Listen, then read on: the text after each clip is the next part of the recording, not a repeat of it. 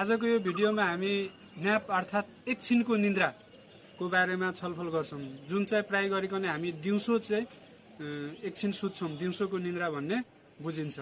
वास्तवमा यो विषय एकदमै डिबेटमा आएको विषय हो। कतिपय समुदायमा हामी राति सुत्ने र दिउँसो चाहिँ राति सुतिसकेपछि दिउँसो किन निन्द्रा चाहिन्छ, दिउँसो सुत्नु पर्दैन भन्ने पनि धारणा हुन्छ। तर कतिपय समुदायमा चाहिँ हामी रातिको निन्द्रा अलिकति कम गरेर दिउँसो पनि सुत्ने चाहिँ त्यो पनि प्रचलन छ।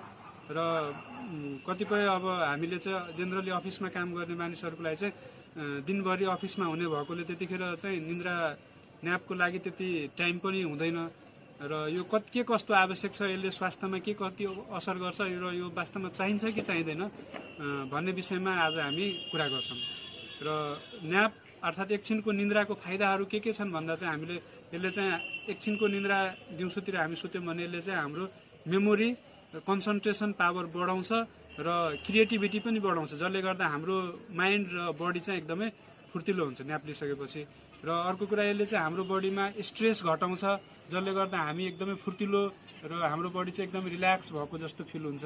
र हर्मोनहरूको कुरा गर्दा यसले चाहिँ न्यापले हाम्रो बडीको हर्मोनमा हार्मोनी मेन्टेन गर्छ, जसले गर्दा हाम्रो बडीलाई नेगेटिभली असर गर्ने हर्मोन कर्टिसोल हो त्यसको लेभल चाहिँ न्यापले घटाउने हुन्छ। र अर्को चाहिँ राम्रो फिलिङ बेटर गराउने हर्मोन भनेको डोपामिन र सेरोटोनिन, तिनीहरूको लेभल बढाउने गर्दछ।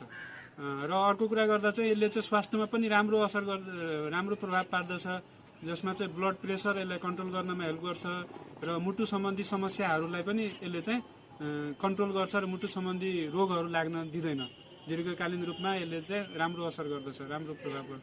र यो ती कुरा भन्दा भन्दै न्याप चाहिँ वास्तवमा कति बेलाको न्याप चाहिँ राम्रो भन्ने टाइमिङ पनि एकदमै इम्पोर्टेन्ट हुन्छ। र यो भन्नुपर्दा चाहिँ हामी यदि बिहान जेनरली 6 बजे उठ्छौं भने राति 10 बजेतिर सुत्छौं भने यो ड्युरेसन भनेको 16 घण्टाको ड्युरेसन हो।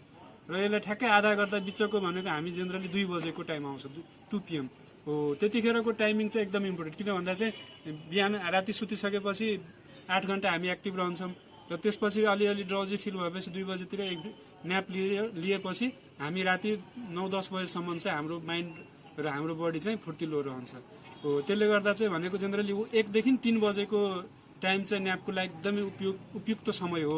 र त्यो भन्दै गर्दा वास्तवमा 1 बजेदेखि 3 बजे हामी सुत्नु पर्दा चाहिँ कति बेलासम्मको न्यापको ड्युरेसन कति हुनुपर्छ हो, त्यो पनि एकदमै इम्पोर्टेन्ट कुरा हो।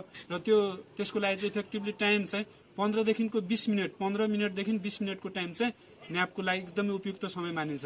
किन भन्दा चाहिँ 15 देखि 20 मिनट सुत्दा चाहिँ हाम्रो लाइट स्टेजेस अफ स्लिप चाहिँ एक्टिभेट हुन्छ र हामी लाइट स्टेजेस अफ स्लिपमा हुन्छौं। र त्यो भन्दा पनि बढी सुत्यौं भने चाहिँ हाम्रो deep stages of sleep activate हुन्छ र डिप स्टेजमा हामी पुगिसकेपछि त्यसपछि बिउजिदा चाहिँ हामी अलि ड्राउजी फिल हुन्छ र निन्द्रा अझै सुतुम जस्तो लाग्छ। त्यही भएर 15 देखि 20 मिनटमा light sleep stages of sleep भएकोले त्यतिखेर हामीले बिउज्यो भने त्यतिखेर निन्द्रा त्यो भनेको त्यति बेलासम्म मात्रै न्याप लियौं भने हाम्रो माइन्ड पनि एक्टिभेट हुन्छ र हाम्रो बडी पनि फुर्तिलो हुन्छ र अर्को नेक्स्ट 7-8 घण्टासम्मको लागि चाहिँ हामी एकदमै एक्टिभ रहन सक्छौं।